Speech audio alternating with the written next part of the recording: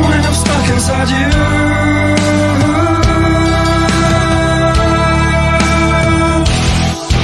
This cell of ice and fire, what blood red dead, lost in desire, smell of life expired. What's up? So we are live on the Facebook and the YouTube. Hold the Enchilada podcast. Rick Paulton, Ryan Inman in the house this time, not remote. And most importantly, our guest, Big Bob Elmore from Texas Chainsaw Massacre 2, Leatherface himself. Yeah. How's it going, my Bob? Doing great, you guys. Absolutely. Can't wait to see you in Ohio, though. Oh, yeah, likewise. We had Brett Wagner on a while ago, and he was supposed to be at that gig. And we had such a great time talking. He's so awesome. And we had plans. He's a big taco guy. We were going to take him out for tacos and all. And then I guess he had to leave. He canceled. And I was like, oh, man, that sucks so bad. But when I seen his replacement, I got excited because I'm a big Texas Chainsaw guy. Huge Texas Chainsaw guy. So, definitely a consolation prize of merit. That's for sure. Well, I appreciate that very much. Yeah. So let's see. Is anybody on yet? Nobody's on yet. It says 2 people are on, but nobody's commenting. But we got some questions here. We're gonna run through this. Audio's a little messed up, guys. We're gonna do the best we can and get through this. Hopefully, it sounds good to you guys and the listeners. And if not, I'm gonna get this to somebody who knows how to do editing for when I put it on iTunes, and maybe they can clean it up. I do not know how to do it. I am technologically unadvanced. I suck at tech. I got people, okay? I got people. I can't do it, but I've got people. I need people. That's all I'm looking for. I can do it a bit. I just never have time. Yeah. I got the most ghetto setup in the world here. I'm telling you. Like I got 8, 9 mics, but I keep buying these mics that don't work right, and I keep upgrading. I need to buy a real good one once, and then be done with it. But instead, I'm spending like the money for a good mic on 30 of them. But so what made you want to? You primarily were a stunt guy in your career. What made you want to get into stunts, and how did you get started? I started at an amusement park in Knott's Berry Farm in Southern California, and doing the Wild West stunt show. And doing that over a couple of years, I just let's see if I can try this for real, make a living. And woo, what an adventure. I did a commercial for them, and I got my Screen Actors card. And then it took 2.5 years to get a job. But in that time, I learned my craft. And, I practice. You're like a professional athlete at that point. And that's what you do. You live the life. And when I got my first job, it was a TV show called Remington Steel. Mm-hmm. And that was a 2-day job, which was unusual, and that was a lot of money. And did that, and then eventually I worked almost 30 years as a stuntman. And I have a nice retirement because of that. I remember Remington Steel. I haven't seen that in so long. That was early 80s, I think. Yeah, I was a kid when that was on. And I did a lot of TV in the beginning. Murder, She Wrote, the original A-Team. Just so many that I can't remember, Mom. And then I got into doing some motion pictures. And then I got to doubling. I was doubling people then at that point. And I doubled Paul Sorvino in a movie, television show. Then I did John Candy, 6 movies for John. What movie were you doing for Paul?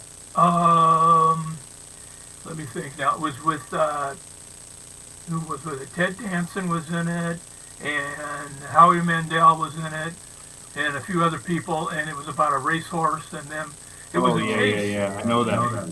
Yeah. Okay. And it was a chase that went all over the country, and we had no permits. We were just pirating everything. We'd run, have a camera guy with us, and we'd do all this stuff. And then I did another movie with him called, what was it called? I don't know. Something about the Korean War or something like that. And then we did a TV show called The Oldest Rookie, the original one, The Oldest Rookie. And we did a year, and we were scheduled to do year 2, and he decided not to because he wanted to become an opera singer. Right on. Was that movie called A Fine Mess, Ryan said? Fine mess. Hello. Yeah, that's There you what go. This guy knows. they call me the library. There you go. There you go. And then like I said, I doubled John in 6 movies for him. Spaceballs was the first one. Oh yeah. Bart.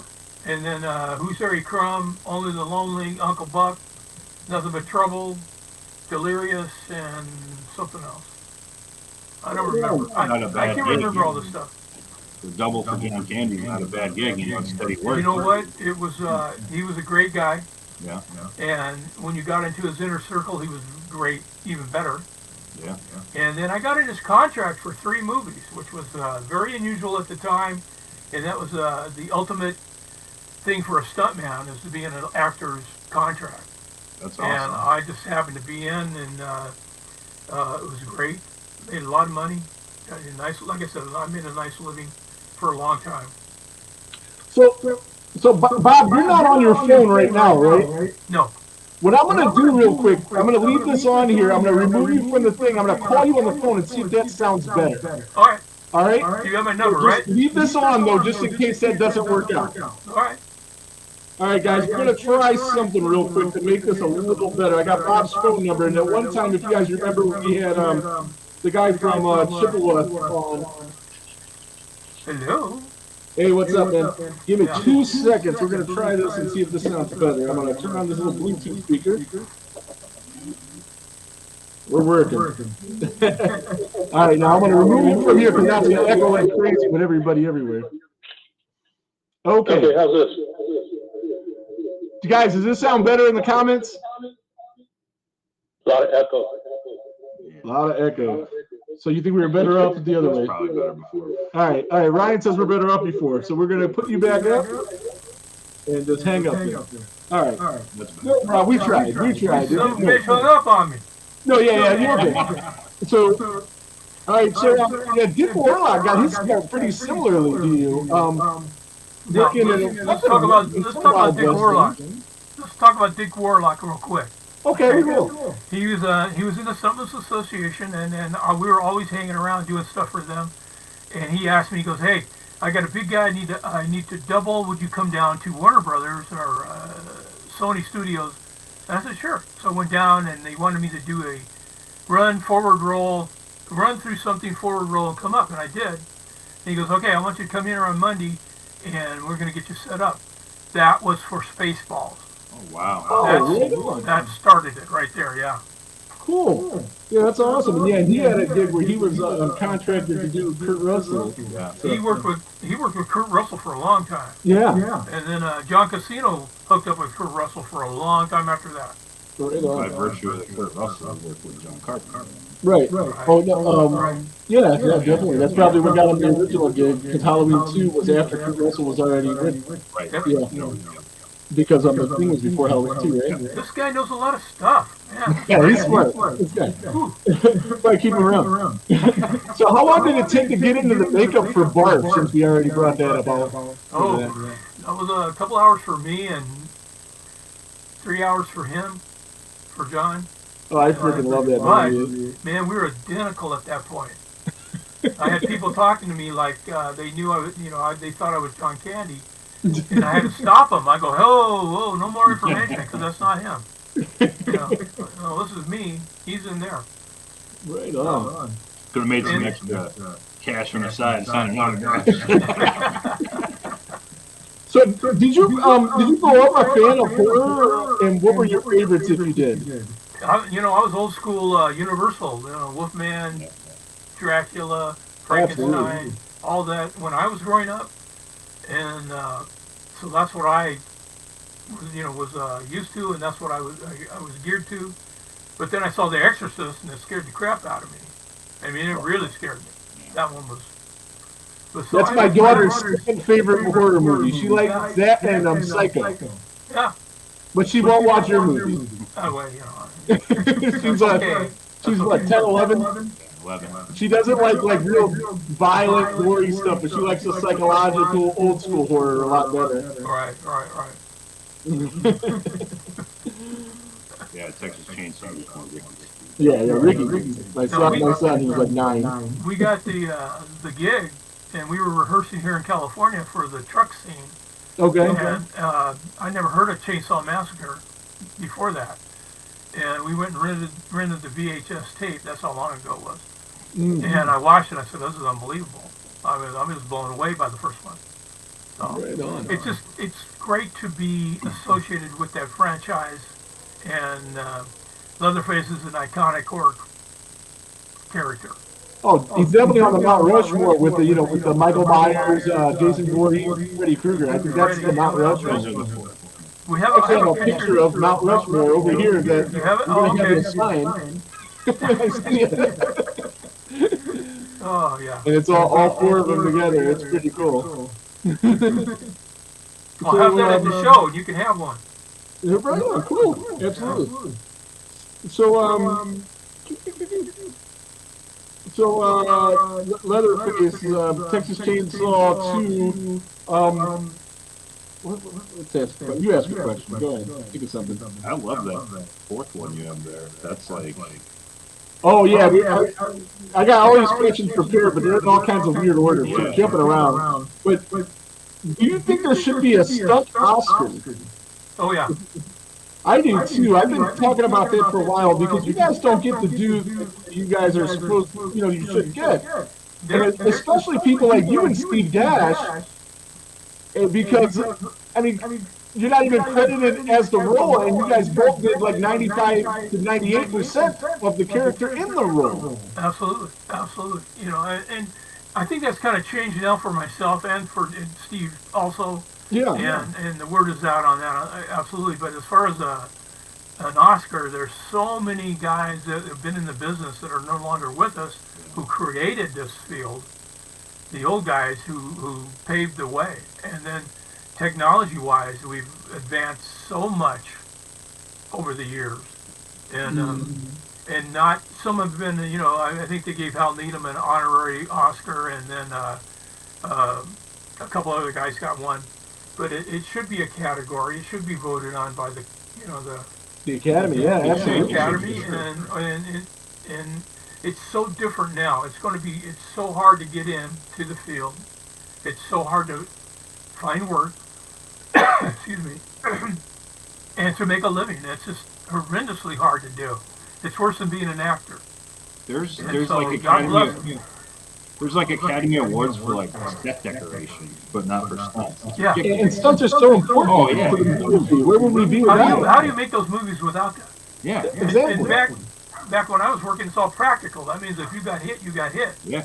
There was nobody putting a face on something, and in a different body or anything. You were that character, and they wanted to. Yeah, baby. See, I can't. I tried. I'm trying to get in that level. It doesn't happen. So I do believe that there's some gentlemen out there that have been fighting for 20 years for it, and my humble opinion, yes, it should be. And it was a sad day that SAG and AFTRA got together because we fought for years to keep them apart, and now that went by the wayside. And now you have categories of different contracts that you can work at. Used to be you had a SAG contract, this is what you made. Boom, boom, boom, boom. Mm-hmm. Now it's like, well, you can do something for $100 or $250 or back and forth. And guys are just going, to make a living. They're doing anything to do it, And I didn't want to cut you off with the comments. I was look just at going this. I'm reading the comments. Heck yeah, absolutely. Shoot, I think I'm going there anyway, September. I don't know. There you go. You're going to be in Michigan next week. Is that correct? Yeah, I'm going to, it's Astronomicon, yeah. Yeah, Astronomicon. My buddy St. John's, Michigan, Jason, he's going to be there dressed as Jason, and he wanted to tell you that he's looking forward to seeing you. Oh, absolutely. And Kane, I think, is going to be there. Mm-hmm. And Kane was Leatherface in part you tell 3. Kane he wears lifts too, and I said it. I ain't afraid of Kane. I've seen him too. How tall are you, Bob? I used to be 6'2". I don't know what I am now, about 6'1". You get old and shrink. So, Yeah, definitely. but I worked with Kane years and years and years ago. We worked on it was Dan Aykroyd and John Candy in the movie Nothing But Trouble. Oh yeah, King did Yeah, something in that too. He did. He doubled Dan Aykroyd in it, and then I doubled John. Yeah. Well, I love that movie. That movie is fantastic. It's one of my favorites. I didn't know. And I make a very ugly woman. Yes. So, hey, Patricia, you put that he needs to come to Pittsburgh, but he's Pittsburgh, going to be in heck, Cleveland, 2 bring me. hours away. Hey, I'm right here. Ohio Terracon, man. It's on August 17th and 18th, I think. Shoot, I don't know. You know what? That's the terrible part about getting old. I don't remember. I have calendars, and I have several of them that I have to refer to. And I was going to take it easy this year because, like I said, I'm getting old. All I want to do is go someplace like we're going to Cancun in a couple of weeks. We're going to stay there 2 weeks of eat, drink, and be merry, my wife and I. And that's what we do. We cruise and we go to all-inclusive. So, so I wanted to take it easy, but now, man, I'm busy. I'm busy. Thank God, Yeah. I get to see everybody. And I love telling that story about 8 million times, but I love doing it. Absolutely. We love hearing it. We love, this is why you do what we do and why you do what you do. Absolutely, absolutely. It's just the horror community. I was just going to say, the horror community is it's not the biggest in the world, but it's not the smallest. And they're so loyal, and they're so committed, and you can't screw them because they'll get you. But I've never come across one person. I came across it all the time I've been doing shows that was not kind to me and very gracious. So. Right on. So, back to the Texas Chainsaw 2 story. Like Bill Johnson gets the credit for the film, and he only did like 2 or 3 scenes, only the close-ups. From what I understand, he couldn't even hold the chainsaw up. Yeah. So, okay, here it goes. Go ahead. There was a scene in the tunnel that Leatherface was going to chase Shrek. Okay, and he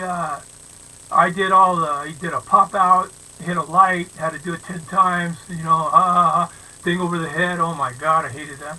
And I'm done. It was only 150 degrees in there, so everybody's sweating like pigs. And I get out. I'm done for the day because now it's all close-ups on right here. Here we are. And I get out, going back to the trailer because I'm going to change clothes, get some water. And I get I hear on the radio, it says, tell Bob to come back. Tell Bob to come back. So I go, oh, crap, now what did I do? I'm in trouble. So I go back, and they go, hey, Bill cannot lift the chainsaw. And I go, what? He can't lift it over his head. I go, you're kidding. I go, this is what it's all about. You got your guy with the face right here, and he can't lift it. You would think they would have checked it out before they hired the guy. Absolutely. So I go, okay, so that's what I did. All the closest were on me, on Caroline, back and forth, and blah, blah, blah, and D, and that was it. And then from then on, anything with the chainsaw was me. Then he got sick, and then he went to hospital, and then he got something else, and he didn't like the violence and all that other crap. So I did everything in the movie except for 3 close-ups. And I just watched it again today, and I can tell what was what. And then the very end of the bridge scene, the very end, the last thing that you see, I broke my wrist earlier, so Tom Morga got this stuff on, and he did the very last 2 seconds of the truck down the bridge. Right. So that's how that went. So I worked with a broken wrist for the rest of the movie, and it was just crazy. It was the hardest thing I ever did. I made a lot of money, though. I made a lot of money. Yeah, we got Chris Nolan here has a question about the film. He says, after watching 2PM2 last night again, my favorite part is the scene when you're cutting the guy's head in the car by the bridge. But his question is, what happened to the passenger of the car with the glasses? Did he just die when the car crashed, or did Leatherface get him too? That was Rick, right? He died in the car crash, I guess, because the other guy had... The head popped up, or, the blood and all the good stuff. And, yeah, I think he got his head cut in half, though, right? Not even off. It was like, yeah, he's missing part of his his head. Oh, yeah, look at that. see his head pop up, and there's a brain and blood everywhere. And he's going like Good this. stuff. See, now that he got into like the inside baseball kind of stuff, TCM2 kind of really parallels Friday 2 with the whole Jason situation. It does part two, yeah. They both were part two. Yeah. I didn't even think about that. I didn't connect it to Steve Nash, though. I'm like, this guy got Steve Nash. And it's almost the same way. Warrington couldn't do some of the stunts. Yeah. Couldn't do many. Because Warrington lied about this stuff. Right. He hadn't done anything. That's what I heard. He lied about it for like. But they asked me at the end of the movie. Toby Hooper come up and he goes, "Hey Bob, we're thinking about giving you credit for the movie because you did so much." And they said, and I go, you know what? I don't care. Yeah. I really don't care. I did my job. I made my money. I'm good. And that's the way it went for 25 years. And then somebody called me up and he goes, "Hey, did you do this movie?" I go, "Yeah." "Why?" He goes, "Well, what scenes were you in?" I go, "Well, all of them. Why?" And he wouldn't tell me. And I was getting pissed off. And I said, "Hey, look, go watch the movie. Here are the scenes I was in. If you don't believe me, then, good luck to you. If you do, call me back." And he goes, "Hey, how would you like to go to Indianapolis and sign pictures and make money?" I go, "I'm in." And that's the same thing that happened to Steve Nash. He didn't care that he wasn't credited, but then when he found out that Warrington was taking credit for him, signing his picture and things like that, he was like, no. Bill Johnson had a website and he had 10 pictures on it, 10 8x10s, and I just happened to run into it, and I looked at the pictures and I'm counting them and going, well, the 8 of the pictures that he was selling were of myself. Wow. So I sent him a little email. I said, "Hey, look, if you don't stop this, I'm going to sue you, blah, blah, blah." You didn't, I just went off on him. Now, I've done a show with Bill before. Yeah. And we'll be doing another one, but Careful. I have nothing to do with him. He's a big pothead and smoked his brains out.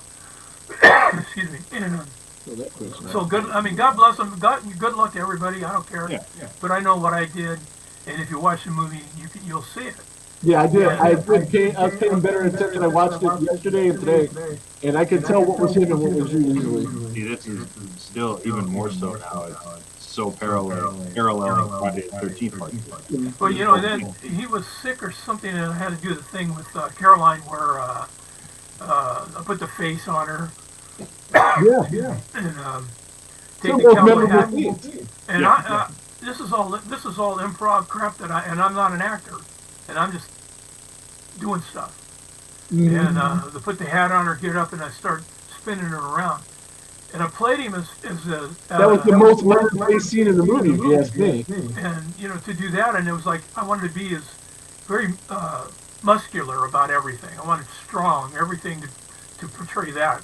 And here I'm talking like an actor, and I'm not. But I did all that, and that was all just on me. And I had 10 people yelling at me about what to do, but that's all right.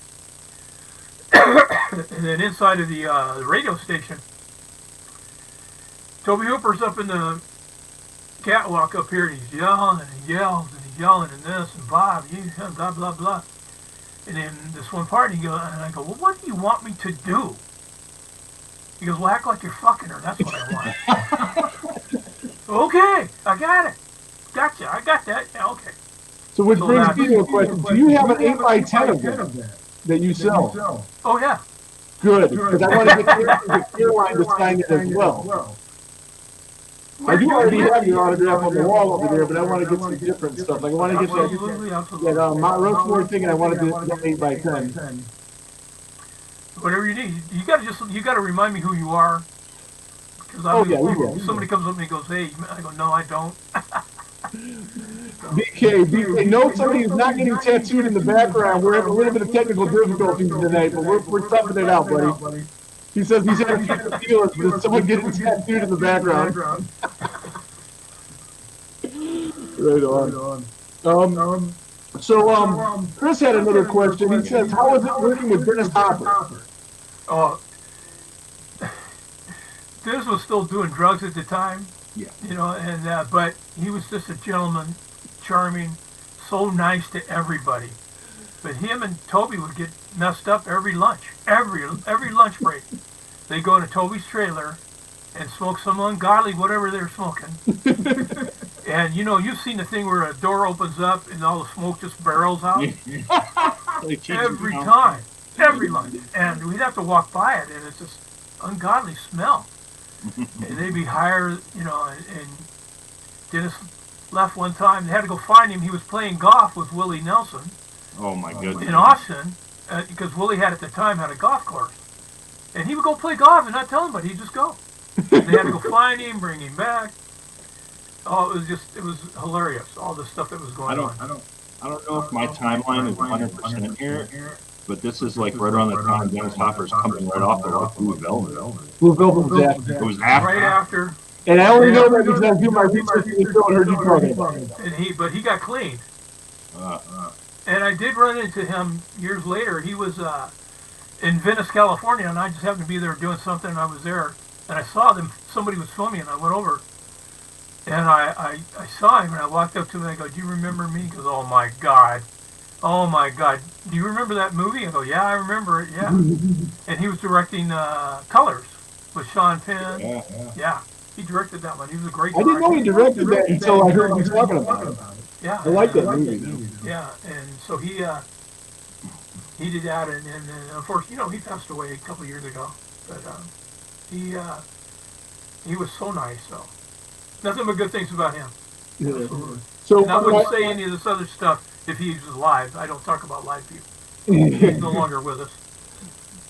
So, my friend JP refers to this movie as like a cocaine-fueled nightmare in a positive way.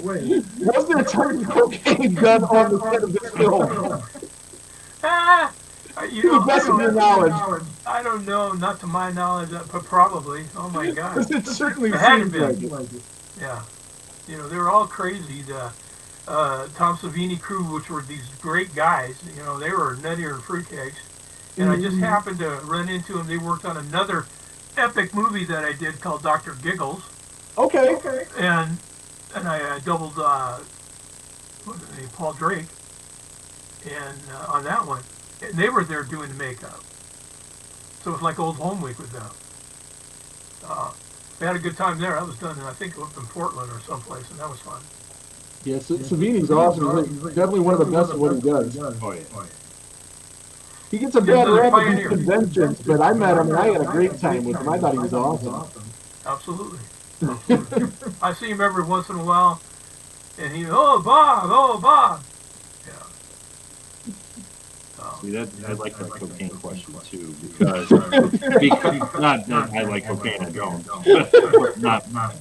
not judging, but no, I'm just. But just this part two had such a strange tone to it. It did. It was wild. All the other. Look at It was just look so at the source. different. Look at Toby was just out of his mind. Yeah. And You know, this and is what you get. my question, I guess in general, would be to anyone, any idea why he waited so long to make a sequel? That is a good question. Money. They weren't trying to pay him before that? I don't get that. I don't know too much about, but I know what I understand is that they waiting for the money, and Cannon Films had nothing but money because they were all Israeli mafia guys, and they were, and they gave him so much money, and that was it. Period in a statement. And we went the last 3 days of filming. We did 24, 48, 72 hours straight without stopping. They had to get it done. Had to get it done. Here's the cutoff. We did 3 days straight. Checked out of the hotel. None of our families knew where we were at because we were checked out. And we couldn't get to phones because we were working. The stunt people were everywhere doing everything. And So you're saying there may or may not have been a missing persons report or two filed during the filming of this movie. I didn't care, man. The checks were good. I was working double contracts for about 10 days, and the money was, I made more money in a 7-day period than Dennis Hopper or Toby Hooper did. Nice. They passed a check around because I sent home, after taxes, $27,000. Good deal. So I called my wife and I said, "Hey, look, I'm sending you this check. Please don't spend it all in one place. Please save some when I go. I go, please don't. And she goes, why? And when she got it, she understood. Oh, okay. Yeah, yeah. Right on. So, you get Married with Children as well. I see. Obviously, it's everybody's favorite show. I did like 14 episodes over the years. That's cool. But every time there was a bar fight, I get called to do that. I was a Pink Lady. That's very famous. When Al Bundy played the Pink Ladies, and in the football game, that was. And the Pink Ladies were all pro football players. Yeah. So I got to do that, and got to work with Robert Englund. He was a devil, and I was Genghis Khan. Mm-hmm. And again, and just you run into all these people again, and if you're an actor or a stunt guy, you do whatever, if you get a job offer, you go do it because you have to make money. You have to live off of it. That's the picture I'd like to get Robert to sign, is the one with him and Al Bundy. Oh, yeah. Oh, Fantastic. Well, you got to get that. Obviously. Yep.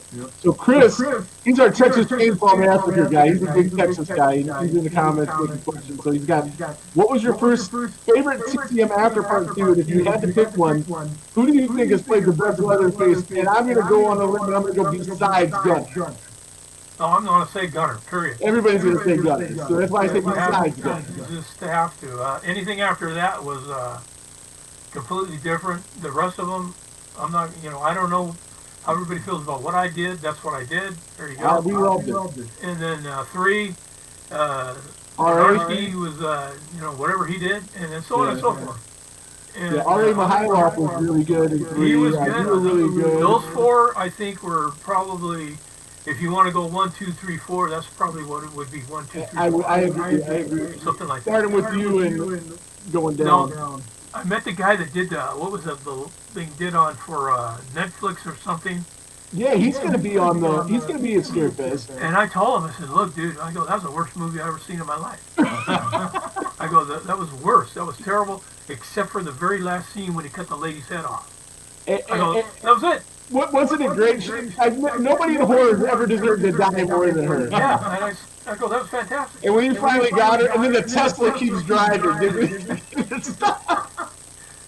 So, I think I would go that order, though. Yeah. And Brett, this guy was on like for 30 seconds, and he got hurt or something. Now he's cleaning up. He's everywhere. Oh, yeah, we love Brett Wagner. We had him on the show. Freaking amazing guy. He's got me more jobs than I can think of. Oh, He'll say, what about Bob? He actually got us booked at the Ohio Terror Con that you're going to be at. We're going to do a live podcast there.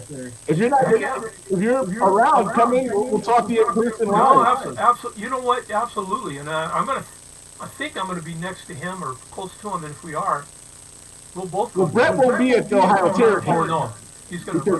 Where the heck are we going to? We're together someplace. You're together at Scarefest in Kentucky. I got tickets for that. So I'm going to be down there for that. And like I said, I'm really excited. I got one of the replica chainsaws back there. I'm going to try to get all of the Leatherfaces that are, see, I got 7 of them in one place.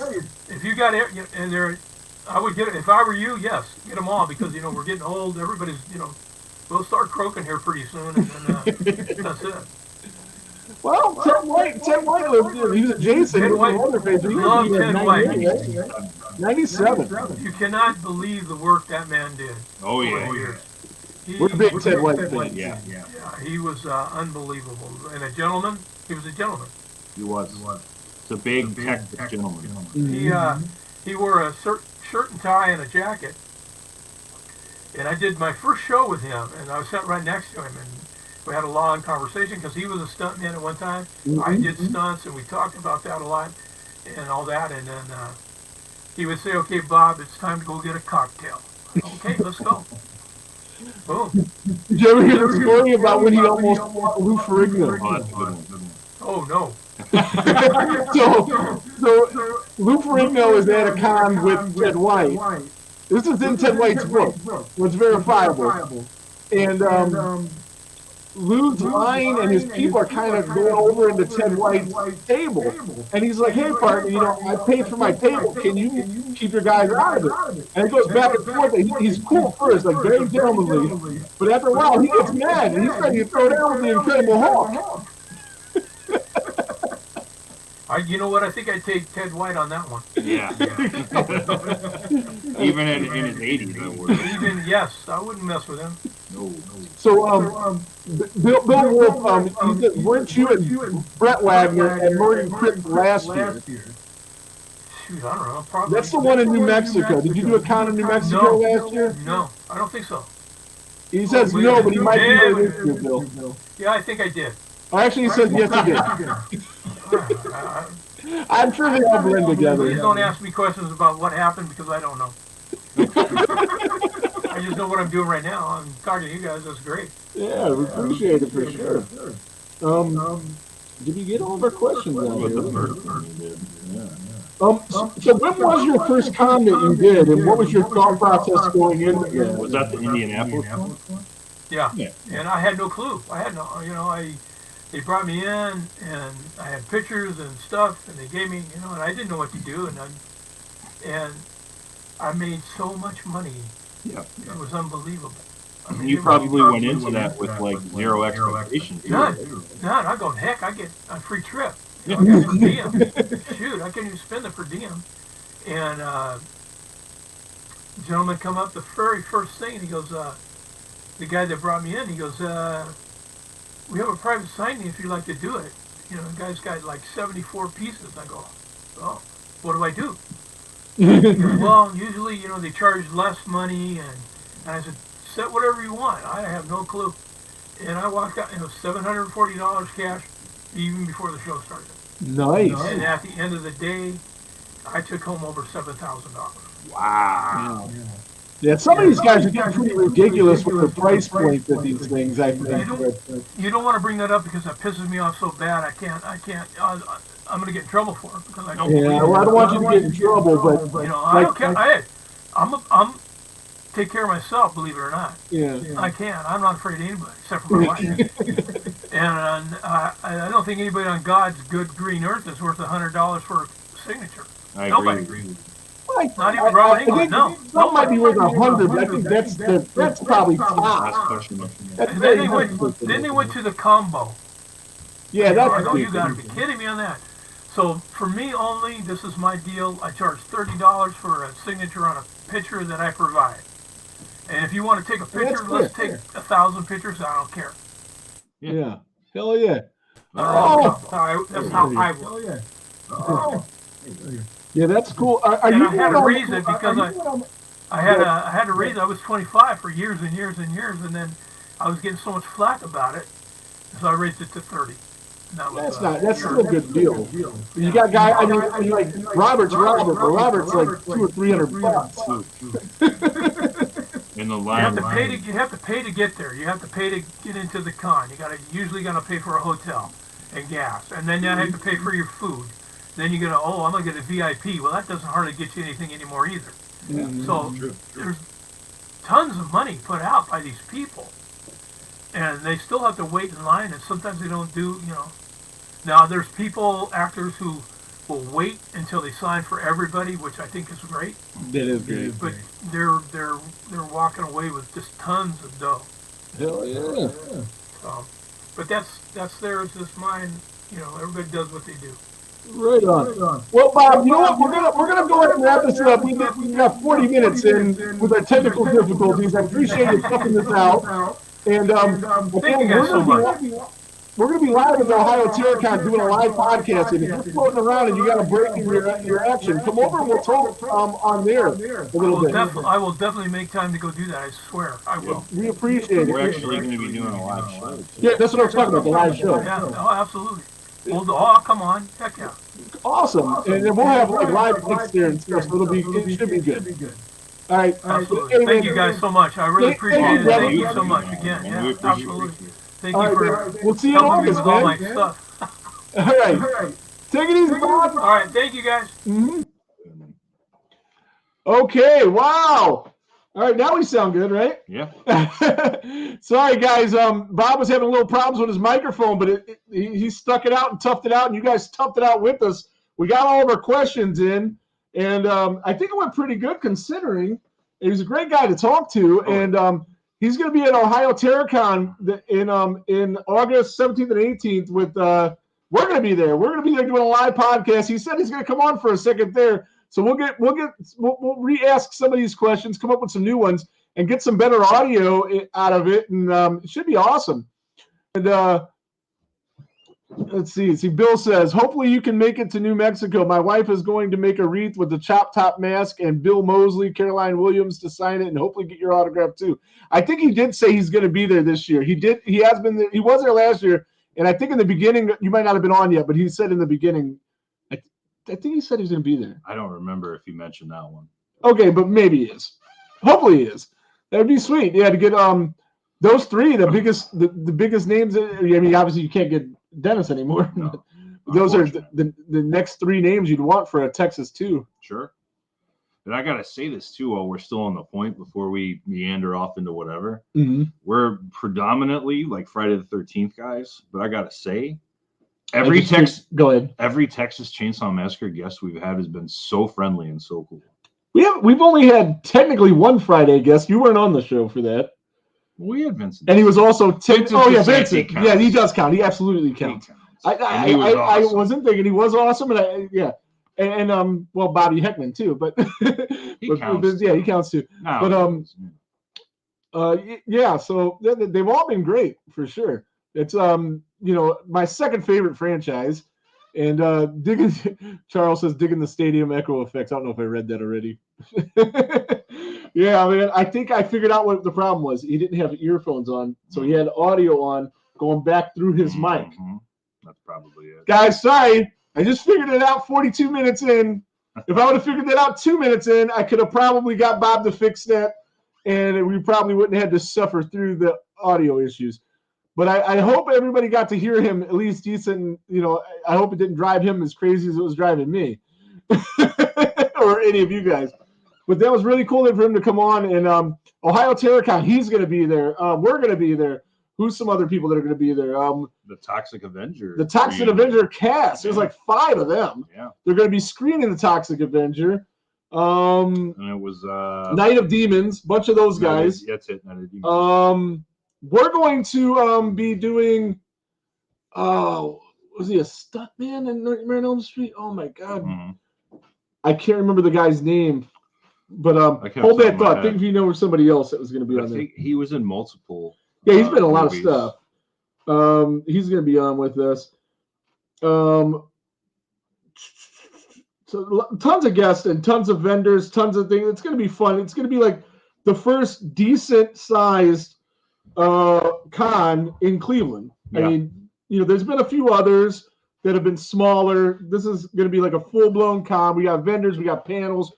Get your tickets, OhioTerracon.com or Ohio Terracon on Facebook, either or. We'll be half-ass vendors too. Yeah, no, we are. We actually do have a vendor table too. Yeah. And Rosa, who's usually in the comments, I haven't seen her tonight. I don't know if she's out there, but she's going to be sharing that table with us, and she makes some of the coolest stuff, guys. It's going to be really fun to see. William Perry. God, how do we forget his name? William R. Perry. William R. Perry. William the Refrigerator Perry. No, not that guy. He did stuff for a couple Nightmare on Elm Street movies, Return of the Living Dead, and all kinds of really cool stuff. You got Bob Elmore. You got Brian Bremer from Pumpkinhead. You got Patty Mullen from Frankenhooker. Oh yeah, that's right. Yeah, and we are officially on the schedule there. You probably could see us as I got the high definition camera now. We are number 1 in the panel room, or at 1 o'clock? 1 o'clock in the panel room, and we're going to have William Perry on for a minute. We're going to have Big Bob on. It's going to be just epic, and we're very psyched to do it. There's going to be guests from what's that movie? The Valentine's Day Massacre. All kinds of good stuff. So definitely, guys, come check that out. And I will say this too. Even Rick doesn't know about this yet. This is kind of my thing. Mm-hmm. Our biggest giveaway ever. Oh, we got a thing. Will be live at that show. Okay, yeah, cool. So we got that, and we will have a couple little things. We'll have, of course, stickers and stuff. But we'll have a lot. He's talking something better. We'll have a lot of small giveaways too, and even some medium-sized ones. But yeah, the biggest one we've ever done. We got an hour to kill, so we're gonna get like get like a half hour with the guys and talk, and it's just going to be a good time. And we're not 100% sure how to do these things, but like everything else we've ever done in the show, we're going to do it on the fly, figure it out as we go. And I think we've done a great job of figuring it out as we go. Oh, and also, congratulations to all of our followers, not to us. Yes, we hit 500. 500 of you guys decided to watch our little show and follow our little show. That's a big deal, man. Yeah. 500 natural followers. We ain't like those other guys that buy this shit. You got those people that pay money to buy like 800 guys named Apu from India to follow them, and they're all bots and scamming people on the thing. We don't do that.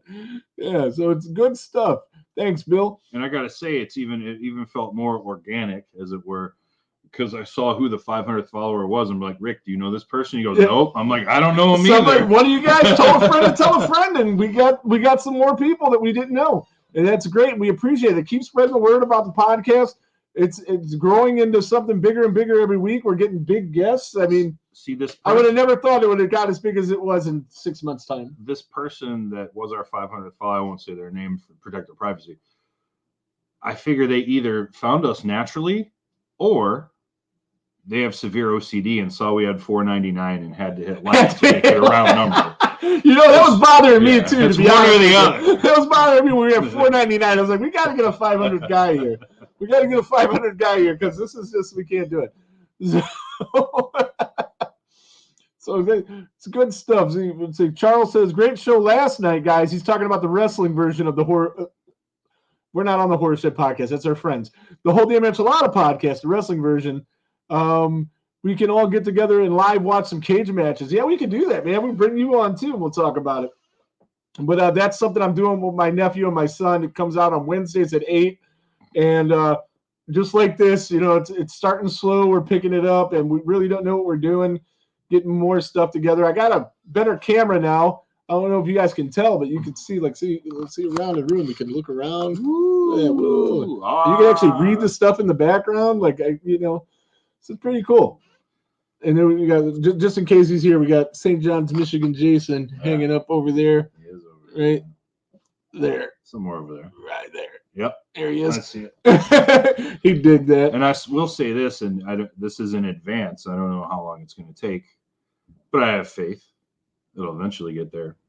When we reach 1,000, I will give away a PETG mask of the winner's choice. Okay. Hand painted by me. I don't know what PETG means, though. A really good one. The good ones. Okay. The good ones like you gave retail me. Retail value about $250. I will give one away. All right. Yeah. Charles Sherrod's got to get ready for his show tonight. I think, if I'm not mistaken, you're covering the new Godzilla movie. Is that correct? Charles Sherrod and the Dive. I think he went and seen it, and he seemed pretty hyped about it in the group chat that we got going on. Stop swinging the BK says stop swinging the camera. Did I mention I'm drinking tequila? Well, we're just excited. We're able to move that thing around a little bit. That's different. But yeah, go follow the Dive. Go check them out tonight. They're going to be watching the Godzilla movie, which I don't think Bill liked.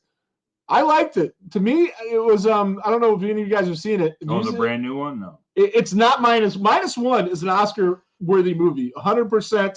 I seen it in black and white, and I think that added so much to it. One of the greatest movies I ever seen, and that's no bullshit. But the new movie is giant monsters fighting on a giant screen in 3D, IMAX. Can't go wrong with it. Is it a good movie? Not even a little bit. I'm not going to sell that to you. I'm not going to tell you that this is something that's going to play with your emotions and this, that, and the other thing. But you will see giant monsters kicking each other's ass in a cool way. Godzilla even hits a suplex on King Kong, a legit suplex into the pyramids in Egypt, takes them out with King Kong. And what else do you want? Right? That's worth watching. I'm sorry, it is. I mean, it's fun. It's fun. It's not a good movie, though. I'm not going to sit here and lie to you guys. What did you think of the late 90s remake of Godzilla? Oh, God, it was dog shit. Matthew Broderick was. Yeah, that was so bad. I agree. It was terrible. Only the good thing that came out of that, and I don't even know if we're allowed to talk about it anymore. What's that? But Puff Daddy's cover of, well, not the cover, but he stole the beat for the Led Zeppelin song Kashmir. Yeah. That was so good, but I don't know if we're allowed to listen to it anymore. The whole soundtrack In general. for that whole But movie. that was epic. And he actually got Jimmy Page because Puff Daddy was worth about $1 billion then. At that point, yeah. At that point. He's Like worth a lot less now and it's going down. I think that came out in 98. I believe you're right. So, yeah, at that point, he was, Me and Eric snuck Top of into the the world. drive-in to see that. I don't know whose car we were in because neither one of us drove. Oh, yeah, I guess he made the news recently, but I have no idea what it is. Oh, Puff Daddy? Yeah. Oh, God. He's making Vince McMahon look Ooh. normal. Yeah. So, but yeah, he actually got Jimmy Page to do the guitar on that. That wasn't like ripped from the thing. Like he actually did the performed guitar. it? Yeah. Wow. So I'm sure he was paid well. of course, but it was just so epic. I bought that CD, not the Godzilla CD, but Physical Graffiti, Oh, yeah. and it was a double CD. It was $28, and that's back then, 90s, yeah. just to get Kashmir, because we didn't have iTunes back then. So I wanted this song. I got to go buy the CD, and that's the only song I really wanted on it. Such a great album. I love Kashmir. It's one of my favorite songs of all time. I don't know about the rest of the album. I never really listened to much of it, Really? to be honest. No. It's So I just would go right to Kashmir and just 10 Years loved it. Gone is probably my favorite song on that album. There was another one I liked. Don't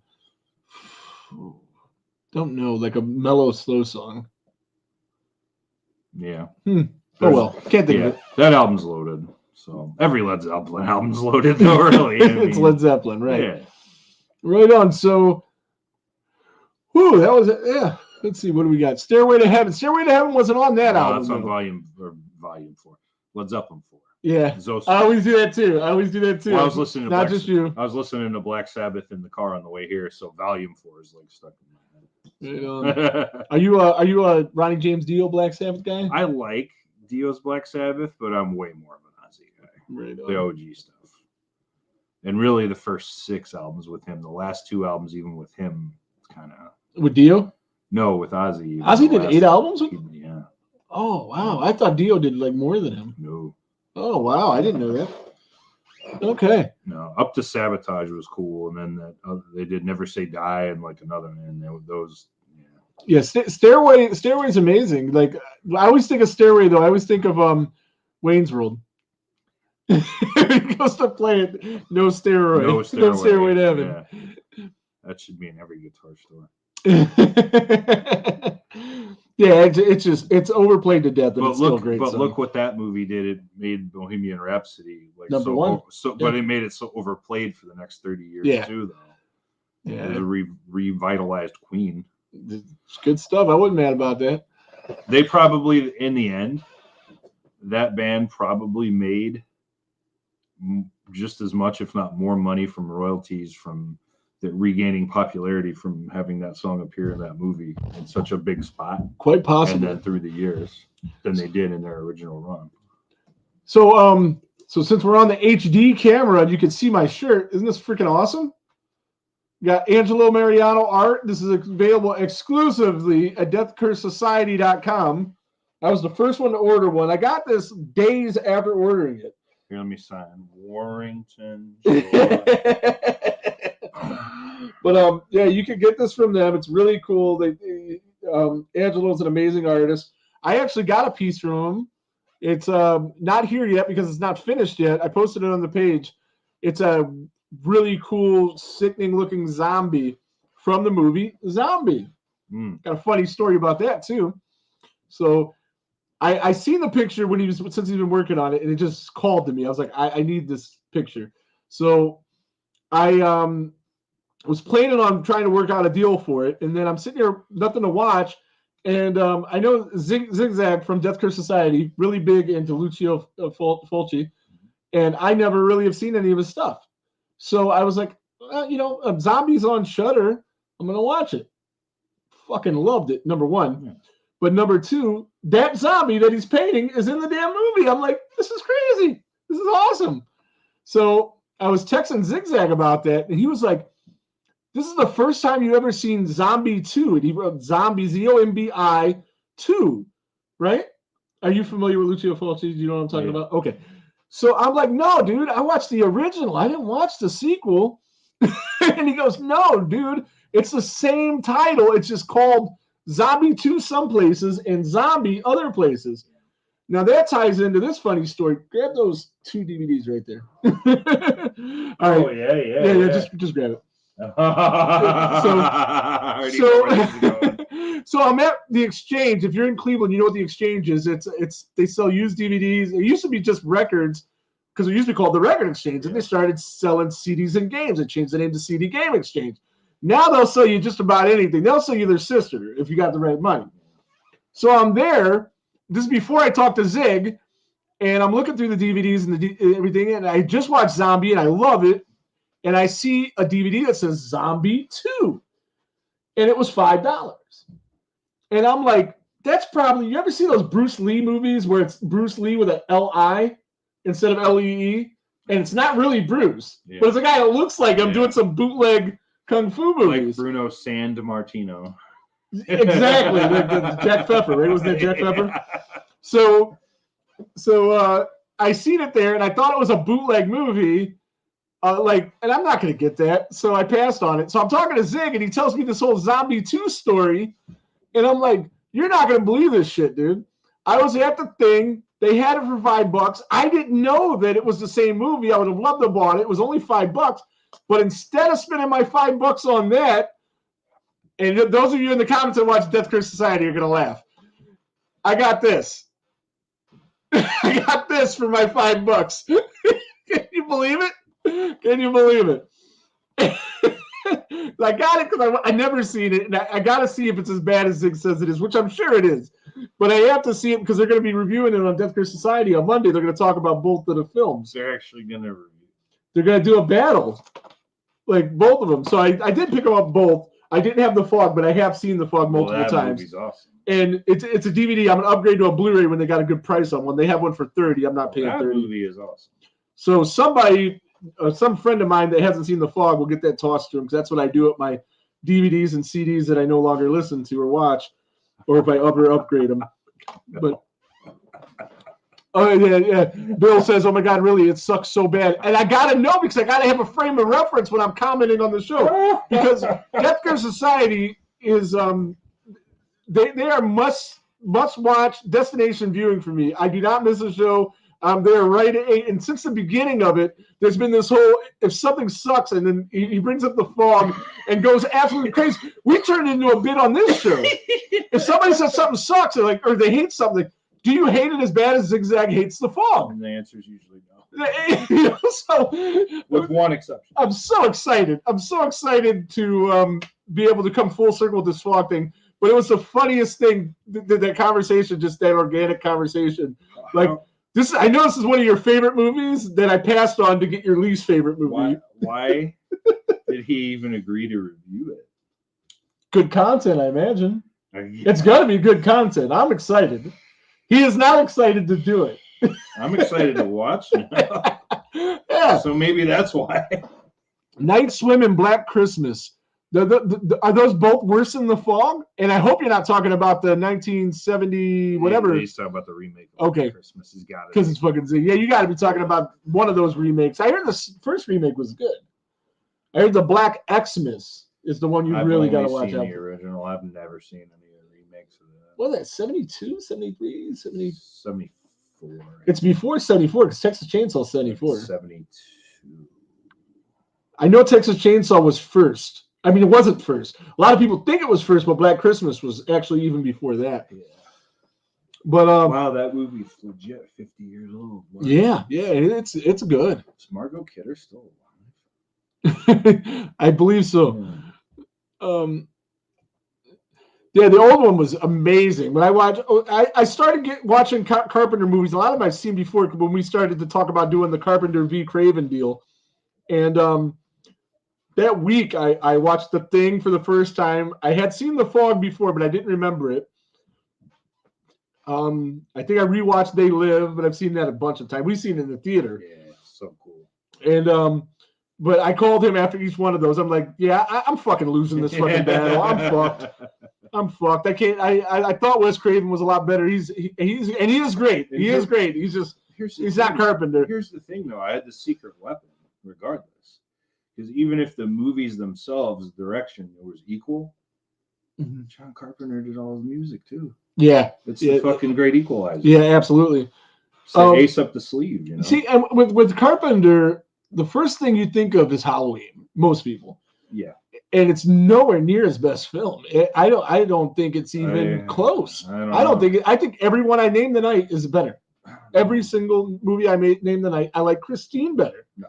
To be honest, I do. And I love Halloween. Don't get me wrong. I'm not saying it's a bad movie, but I'm just saying he's done so much better stuff. So you think of Halloween and you think, well, I don't know if you agree with me, but you probably don't. But I think Nightmare on Elm Street's better than Halloween. No. 1984. I do. The first one, no. And I love Ghost of Mars. LOL. Okay, I was about to say I don't know, Bill, and then I seen the LOL. Okay, I don't know if you really love it or if you're saying LOL because you were being sarcastic. We'll see which one it is. Wes Craven made some stinkers too. So. Oh no, Wes Craven did. They actually directed. I think when we looked it up, the exact same number of movies. It was close. It was real close, and both of them had done almost the exact same number of non-theatrical releases as well. Yeah. So it was a very good comparison to do, and we still are going to work on that. We did part of it once or twice. Well, we did the thing, but you weren't even there for that. You had to. That was my car. That was when you bought the car, and you couldn't make it. And Charles Sherrod, who's an expert on that, helped fill in for me. You probably graded that movie higher than I would have anyway. I don't know if we, because you weren't here to keep me on track. I watched it. I don't know if I did give grades. I don't think you did. But if I did, it would have been an A. Yeah. It would have been A+. I mean, see, I would have given it. It's an A. But if you gave it A+, yeah. Absolutely would have given it A+. I think it's not my favorite horror movie ever. It's not mine. But I think it is the best horror movie ever. I think it's the greatest made horror movie ever, and I think it's one of the greatest movies ever. And that's another horror movie that deserved Oscar fucking consideration. The horror genre just gets so shit on. The Fog, I could see how that could have. There's so much emotion you feel in some of these movies. It's not just jump scares, which I like, and crazy gore and nuts. No, that's all good stuff, but some of these movies are so much more than that. I gotta say too, the last time I watched through The Thing, I mean, I probably picked up on this before, but I really picked up on it the last time. I love the ending of that. I think it's one of the best endings ever for a horror movie. The way my wife hated it, and I was like, "What?" Loved it. Yeah, me too. It was Butch Cassidy and Sundance Kid. Yeah, it's the same ending, and I love the end of that movie, where it's like, "Yep, we're fucked." Well, let's see what happens. So, while we're on the topic, do you think either one of them were infected, both of them were infected, or neither were infected? You think neither? I'm going neither as well. Yeah, the ending was great. Yeah, it's amazing. I fucking love that movie. I watched that movie. It was literally the first time I ever seen it. It was not that long ago. We had already started the audio podcast, but I don't think we had been to video yet. No, not yet. And I am sitting there and like speechless afterwards. And then my wife was like, "This movie sucked." What?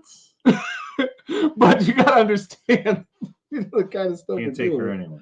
Well, she didn't like zombie either. I could see that, like, that would take some kind of. She doesn't like the more artsy stuff. Yeah. She wants it to be like jump scares, bang bang, craziness. The thing though, it had like popcorn movie appeal to it too, though. I think it was very accessible. Yeah, I don't know. I absolutely loved it. I loved it so much. I had to go watch the one it was based on. I started to watch the sequel, but I didn't make it through it. It wasn't bad. It just wasn't the thing. That's again a movie that doesn't need way too many CGI and special effects that weren't practical. Yeah, see, Bill says the remake was so-so. Yeah, it was. You don't need to remake that movie. You don't need a sequel to that movie. It is what it is. Yeah, it was just best being done. Yeah. And with that whole ending, you have that conversation we just briefly had. What do you think really happened? Do you think that both of these guys were infected, neither one or the other? How do you think what really happened? We all know they died. Of course. That's it. It's over. Just like Butch Cassidy and Sundance Kid. Right. It's like a horror version and sci-fi version of that. Yeah, absolutely. Or they know there's those like 1,000 federales waiting for them, They're like, well, here goes. Right on. So we've been going at this for about an hour. We're going to get ready to wrap this up. I want to thank all of you guys that are still here and the ones that are watching this on tape delay, listening on Spotify, iTunes. Please subscribe and like those channels and help us build those up a little bit. Thank you guys all for stopping by. Thanks for suffering through the audio issues. Hopefully the interview was still enjoyable for you. It was definitely enjoyable for us to be able to talk to a freaking legend. Can't wait to meet him. And yeah, I mean, Gunnar Hansen's obviously Leatherface. He's the best Leatherface, but this is probably second best. This is probably, closest you're going to be able to get to Gunnar. And Rosa, thank you. She said she missed some of the she'll watch the replay.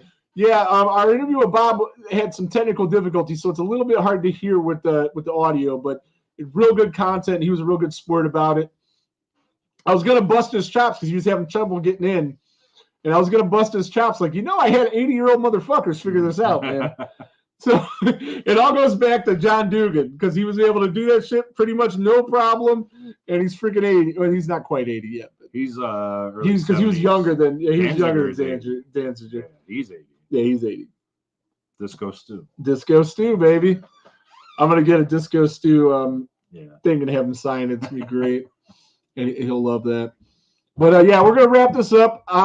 And let's see, what do we got coming up next week? We got Marty Schiff from whose name I did not mention. That's going to be at Ohio Terracon. He is from Creep Show and Dawn of the Dead. Dawn of the Dead. My favorite. His favorite zombie movie. I like it, but I don't like it as much as Day or Night. And obviously, the movie Zombie is my new favorite zombie movie. The guy's swimming with a legit fucking shark, a tiger shark, and fighting him. And that's a real shark because they couldn't do fake shark shit back then in the 70s. And fucking beautiful. What kind of balls does it take to do that? I wanted to bring that up with Bob, but I just forgot a couple times because him being a stuntman. Like, hey, you ever see Zombie? What do you think about this? We would have got way more in depth if the audio wasn't as bad. Oh, I did like the pop sockets. I'm about to give one to Ryan right now. I have them in my pocket. I think I have them really close to me somewhere. Shit, where did I put that? I have them. Here they are. Whoop. So Rosa made me these. Oh, I didn't even see that. Pop sockets for your phone. And she's going to be at our table at Ohio Terracon selling like her homemade goodies, all kinds of really awesome stuff. And you know what? I could spin around and show you some of that stuff, maybe. You can't quite see it. That shelf above the Pops is filled with these little baby dolls that she made. You might be able to zoom in on your thing. And then way above that, you could see Audrey, too. Those are amazing. Yeah, that thing's cool. I don't put them on my phone. I put it on my dash to hold my car charging cord. That's cool. Funny, yeah. But I'm going to give one to Ryan. There it is. Oh, thank you. And, thank you, Rosa. And I will put it on my phone. There you go. So we're going to be Ohio Terracon. Next week's Marty Schiff. On my birthday, day after my birthday, we got Melanie Kinnaman, the final girl from our first cast member. Yeah. From that's a fact, right? It is. Yeah. Well, Adam was in for like one scene in the movie he directed, but our first actual cast member. Yes. So probably my favorite Friday the 13th movie, if not my second favorite, depending on the day. I like a lot. And Melanie Kinnaman, she'll be on. It'll be freaking fantastic. We're going to go up to Michigan to meet her and Tom Morga. And we're going to, at that time, try to talk Tom Morga into doing the show. This is now the second time Tom Morgan has made this show tonight being brought up. Yeah. So, could be fun. And, so tune in next week. Tell a friend to tell a friend. Hopefully, we got the audio issues taken care of next week. Marty Schiff. And it should be fun, man. It should be a real good time. He's going to be at Ohio Terracon. Come meet him, and everybody else is going to be there. Come meet us in person. It'll be awesome. A banger. I heard that I heard Nina Yarrington's thinking about coming down from Chicago from the Bloody Essentials podcast. It'd be great to meet her in person. Cool. She was on the thing where he's giving away tickets, by the way, Ohio Terracon. If you invite 10 of your friends to like the page, they'll enter you in a drawing to win tickets to the thing. I told her, I was like, I'll get you tickets. Don't worry about it. If you're gonna come, I'll take care of you. Sure. So, but I said, don't let that discourage you from sharing the shit though. Rob Dowell finally showed up at the end of the show. Sorry, I'm late. Yeah. So I did mention you to Bob and tell him you're gonna come and see him. And then, yeah, we talked about it. I said you're going to be in cosplay as Jason, and you'll see him at Astronomicon. But we're going to wrap this up, guys, and we're going to see you next week. Anything you want to add today, Ryan? Just my hair. And there goes the name.